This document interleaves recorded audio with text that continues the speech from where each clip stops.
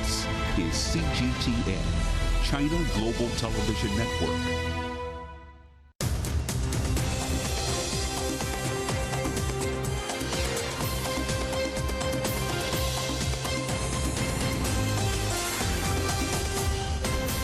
Live from London, this is The World Today.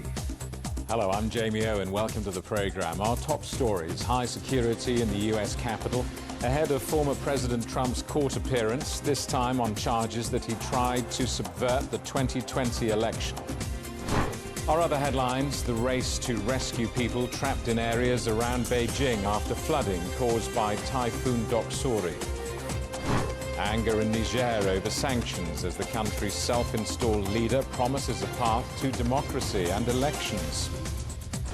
And Russian drones attack Kyiv for an 8th day while Moscow's troops dig in on the Eastern Front.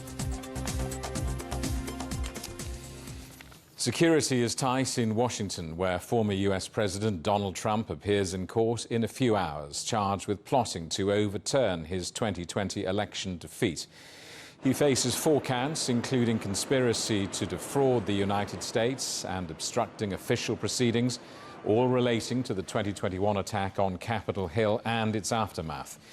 He's expected to plead not guilty. The hearing is the latest and perhaps most significant legal challenge for Trump as he campaigns to try to return to the White House. Well, let's talk to the Associated Press correspondent, Philip Crowther, watching events in Washington. Philip, just take us through what's expected to happen in coming hours. Well, it's going to be a short first court appearance for the former president in this courthouse you can see behind me at 4 o'clock this afternoon. That's when we expect Donald Trump to appear here. It's not going to last a very long time. Here is what we do expect to happen inside the courtroom. Donald Trump will come in front of a judge. The charges will most likely be read to him, and then either he or one of his lawyers will get the opportunity to plead not guilty. That is very much what we expect Donald Trump, of course, to do. And then he will again depart Washington, D.C. Of course, we do expect to hear from Donald Trump at some point. He's campaigning, after all, to again be the nominee for the Republican Party in the next presidential election. But we will not hear from him directly from inside the courtroom because no audio, no video, no photos are allowed inside of this federal courthouse.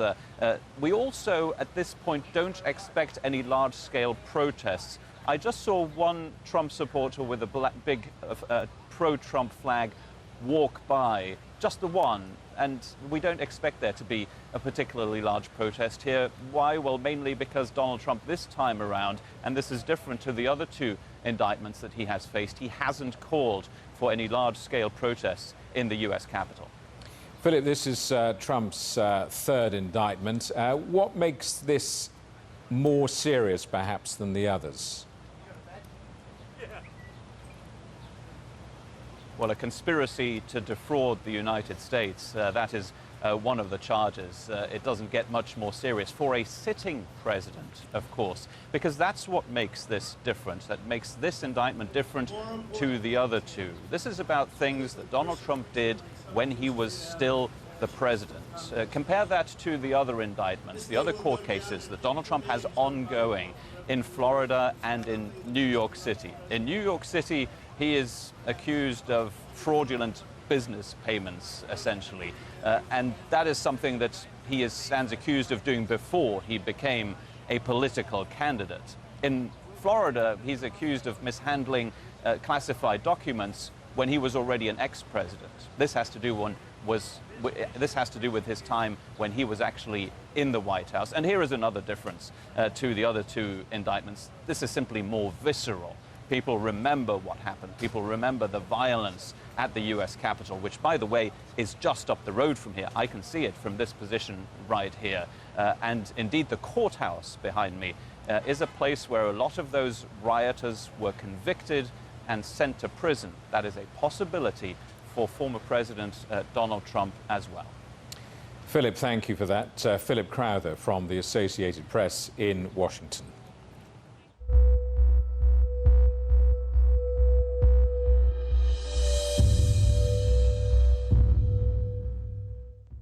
Hundreds of rescue teams are trying to reach people trapped in their homes around Beijing following flooding caused by Typhoon Doksuri. Some 850,000 people in Hebei province have already been moved to safety.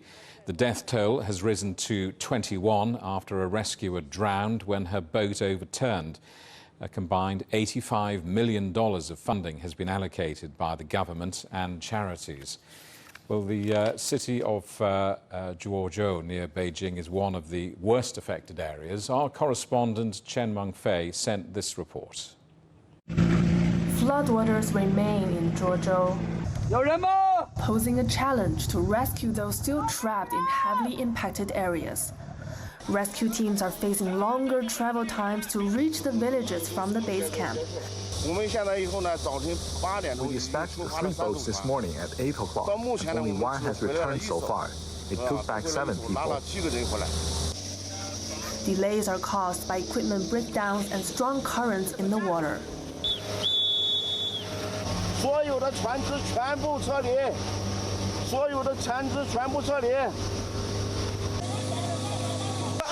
To go to one of the villages still trapped, but a new situation has occurred. We've been told that there's new flood coming upstream. So all the smaller boats that don't have enough motor power to withstand the increased current have now been all called back to the shore because the water level is expected to rise and it's also going to be more tumultuous. So we've all come back to the shore, waiting for what's next. At the base camp, villagers who have been rescued say they look forward to having electricity restored. The situation was okay, but the children were suffering because it was too hot. Unofficial statistics suggest more than 10,000 people have been rescued from flooded areas, and up to 10,000 people could be in need of further relief over the coming days.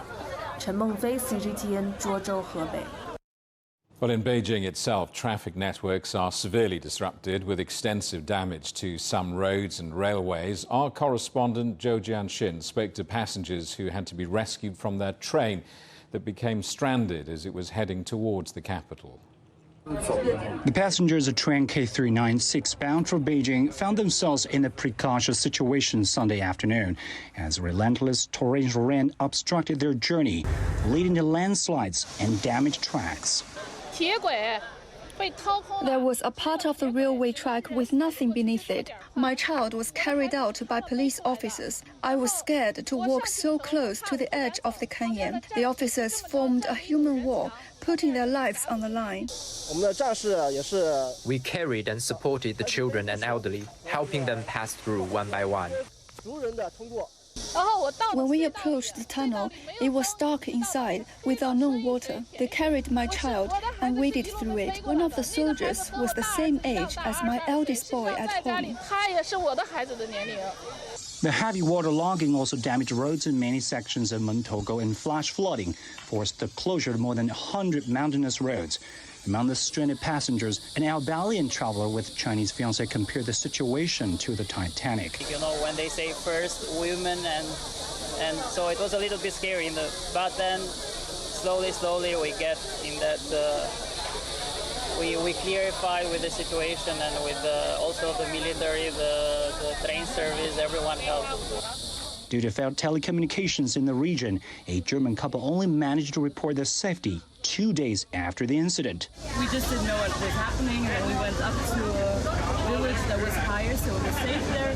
And now we walked here, and it was through tunnels and a bit adventurous, but it was okay. Yeah, It was a different adventure anyway. Definitely. Yeah, yesterday, Sunday, they came with like helicopters, and then the military came.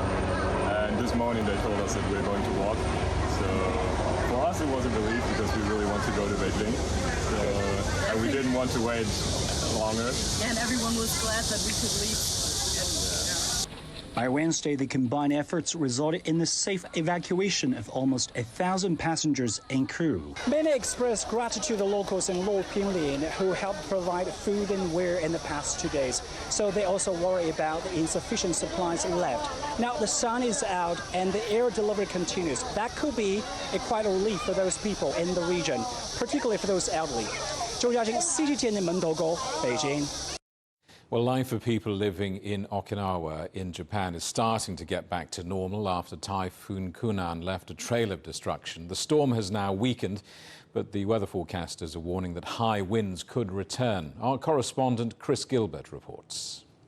Well, the storm has been easing around Okinawa's main islands. The oceans have calmed, as have the ferocious rain and winds. There is a sense of cautious optimism. Although the danger has not passed yet, elements of normal life have begun to return.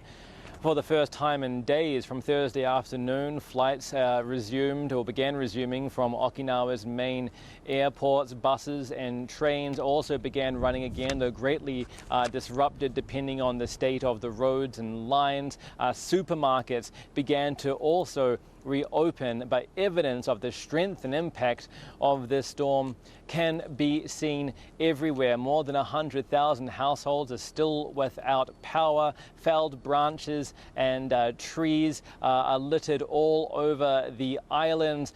Phone boxes, bike shelters, signs and billboards have been ripped up by the wind and littered everywhere. And there have been more than 60 injuries and at least 2 deaths. Now, there had been warnings and evacuations in the days leading up to this storm. Officials will now have to take charge of the cleanup, the repair of infrastructure, and generally take stock of the whole situation. Alarmingly, the typhoon is now threatening to turn back in on itself eastward, meaning the danger is not over yet.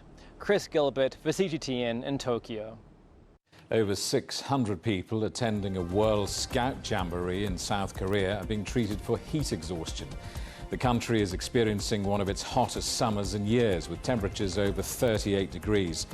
Around 40,000 scouts from all around the world are taking part. The DPRK has confirmed custody of US soldier Travis King in its first response to requests for information on his whereabouts. He crossed the border from South Korea last month. He was supposed to fly back to the United States, but managed to leave Seoul's airport and join a tour of the demilitarized zone. The confirmation came through United Nations Command, which said it would not give any more details about Pyongyang's response. Archaeologists in Serbia are unearthing a Roman ship that was first discovered by miners in a quarry. It's the second such discovery in the city of Kostolac since 2020. Archaeologists believe the ships dating back to the 3rd or 4th century either sank or were abandoned at the riverbank. UK interest rates have risen to their highest in 15 years. The Bank of England raised the base rate for a 14th time in a row to 5.25%, and it warned the cost of borrowing would remain high for some time to come. Officials also predicted inflation could fall below 5% by the end of the year. But the UK Finance Minister acknowledged households would continue to struggle. Our correspondent Li Jianhua reports. Most residents in the UK are already feeling the pinch of the current cost of living crisis. The inflation rate in the year to June stood at 7.9%. Chief among them, food inflation was as high as 17.3% in June. To lower the inflation rate to the target of 2%, the Bank of England has been raising interest rates since December 2021. But the bank's moves have created yet another pain point for people who are already struggling with the cost of living crisis, mortgages and rents. And many people say that their pay isn't keeping up with the rising prices. Here is what some of them have to say about the current cost of living crisis in the UK. I mean, inflation is infecting everybody. Everybody that walks into a supermarket or needs to buy food to eat, it's affecting them. So clearly it means you have less money at the end of the day. My mortgage is fixed until December, and then after that, I don't know what's going to happen. You know, I might end up losing my home. I don't think Rishi Sunak's any good about economics. And funnily enough, that was the platform we got in on, that he was a good in economy, and I don't think he is. One of the 5 pledges of UK Prime Minister Rishi Sunak at the beginning of this year was to halve inflation by the end of this year, namely to about 5.3%. Now he has 5 months left to deliver on his promise. Li Jianhua, CGTN, London. You're watching CGTN. Still ahead, supporters of Niger's military coup take to the streets, calling for an end to the sanctions imposed by the neighbours.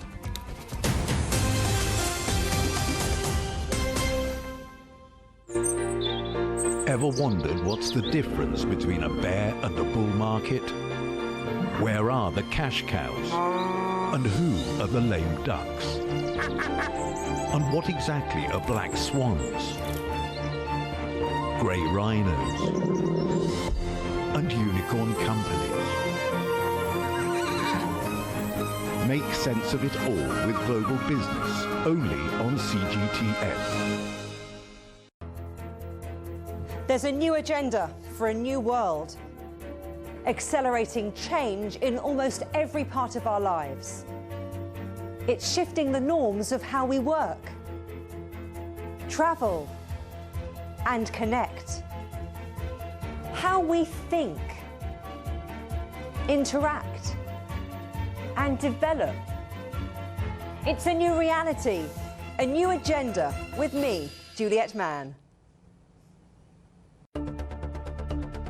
Events have consequences. Words create impact. One more offensive in a long line of battles that's been ongoing for more. Just got to be careful here with some gunshots. Excuse us, excuse us. The world today matters for your world tomorrow. The number of casualties is growing quickly. Why, this is one of the hardest hit towns in the region. The world today, every day on CGTN.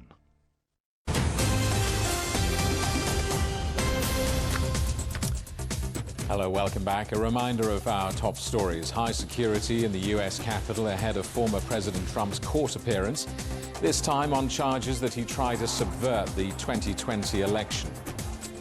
Our other headlines: the race to rescue people trapped in areas around Beijing after flooding caused by Typhoon Doksuri. Hundreds of supporters of the military coup in Niger have taken to the streets, calling for an end to sanctions imposed by West African countries. The protest coincided with the 63rd anniversary of the country's independence from France. Defense chiefs from the region are discussing a possible intervention after President Bazoum was removed from office last week. The country's self-declared military leader, General Tiani, says Niger is working towards democracy. Well, let's talk to our correspondent, Deji Badmus, in neighbouring Nigeria. Deji, tell us more about these protests.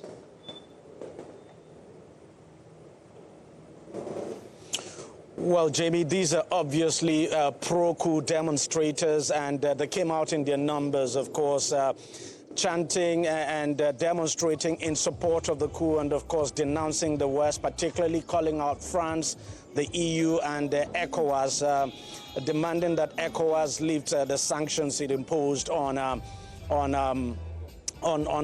the country now. I mean, obviously, as I said, these are pro-coup demonstrators, and not surprising at all this has happened. But then the new military leader of that country himself actually made a public address, a national address, a rare one, and he did talk about the possible military intervention, saying that it wouldn't help, condemning any plan at all to attack the country, and asking the people, asking Nigerians now to stand up and defend the country in case any sort of military intervention happens in the past. Now take a listen to more of what he said. Out of a sense of duty and fear, the people of Niger are aware of the seriousness of the situation facing our country. We have always been humble enough to listen to all the parties concerned and open to dialogue, so we can work together to create the conditions for a peaceful transition, leading in a reasonably short time to general elections, but above all to a better approach in our fight against terrorism and the other economic and social ills that are undermining Niger's development.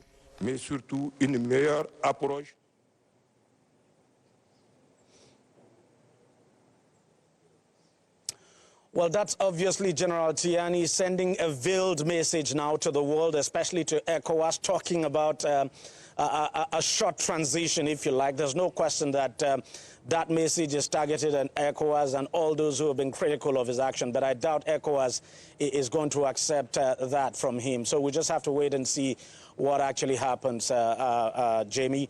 But obviously, I don't think ECOWAS would buy that, because ECOWAS says it wants him out of office and that he should hand back power to President Bazoum. Deji, meanwhile, a number of countries flying their staff out of the country. What more do we know about that?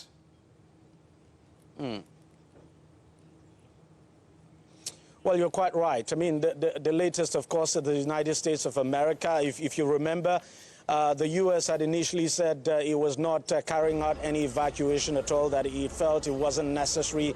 But then it had a change of mind yesterday. So what the U.S. is doing now is that it has cut down on its embassy staff in that country. So some of the embassy staff and their family members have been moved out of the country. And France, of course, has also completed its evacuation now. It says it has evacuated over 1,000 French and foreign nationals out of the country, and that for now, it's just going to watch and see what happens. So the situation, as I said, is still tensed and it's fluid. Don't forget, you also have that ECOWAS Defense Chiefs meeting now taking place in Abuja. The meeting is expected to end today, and at the end of the meeting, of course, they are going to send their report to the authority now, the heads of states and governments of ECOWAS, and a final decision, of course, would have to be taken now by that body as to what, if at all, there would be any kind of military intervention, what it's going to look like. But let me say this also, that ECOWAS has made it very clear that any resort to military intervention would only happen after every other measure has been explored exhaustively. Deji, keep us posted. Thanks for that. Our correspondent Deji Badmus in Nigeria.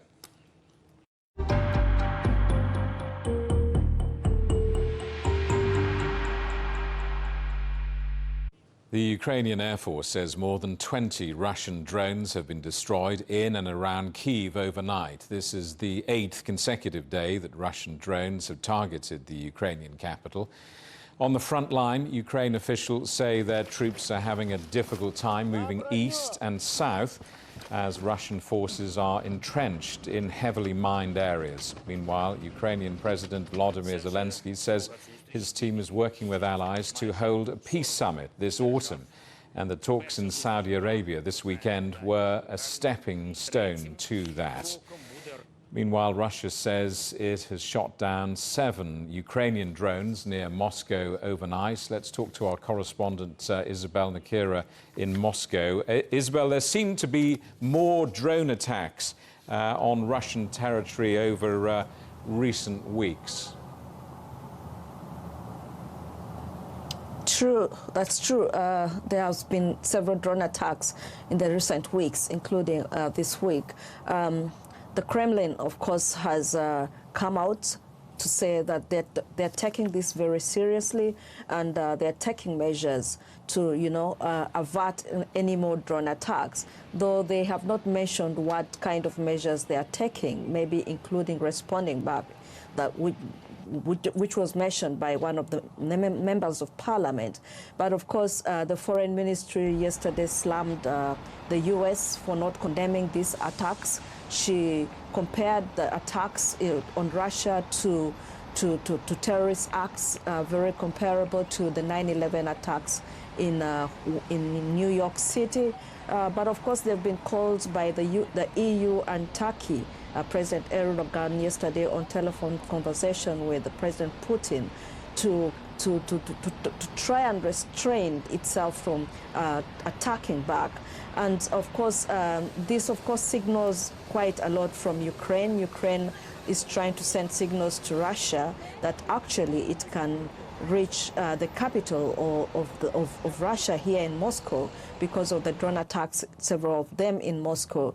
And of course, this comes just days after President Zelensky was seen on video address bragging about the attacks in Moscow, saying they are, of course, inevitable, and the actual war was coming to Moscow. Isabel, thank you for that. Our correspondent Isabel Nakira in Moscow.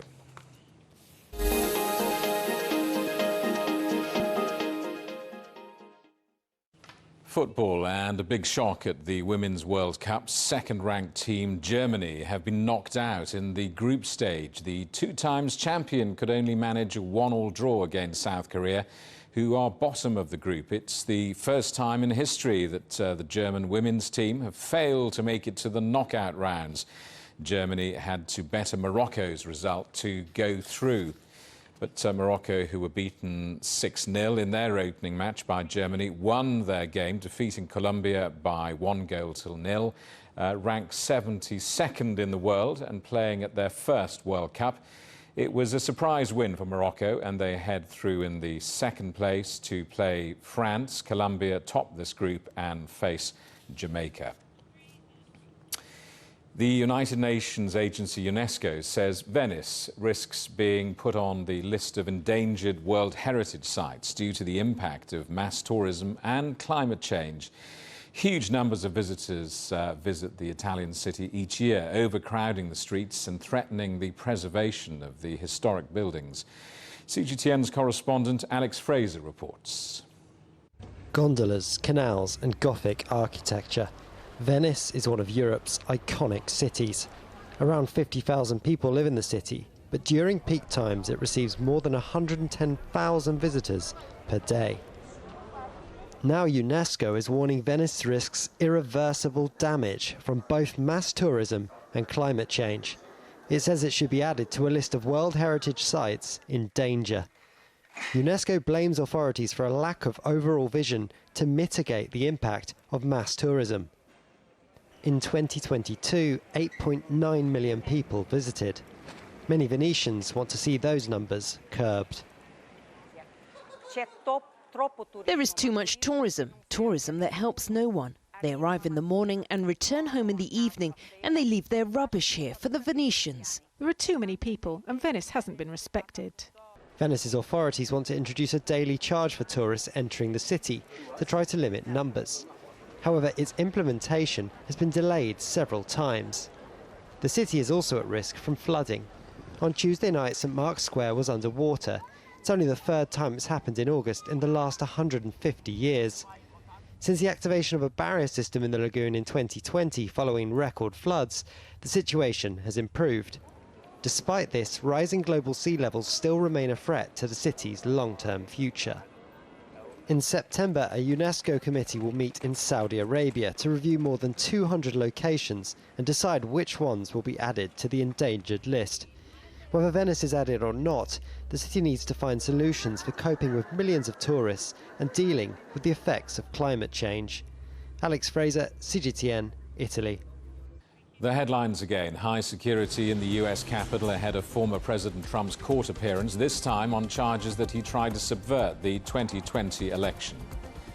Our other headlines: the race to rescue people trapped in areas around Beijing after flooding caused by Typhoon Doksuri. And anger in Niger over sanctions as the country's self-installed leader promises a path to democracy and elections. And that is the world today. Thank you for watching. We're back with more news at the top of this hour. Coming up next, it's World Insight. For now, from all of the team in London, it's goodbye.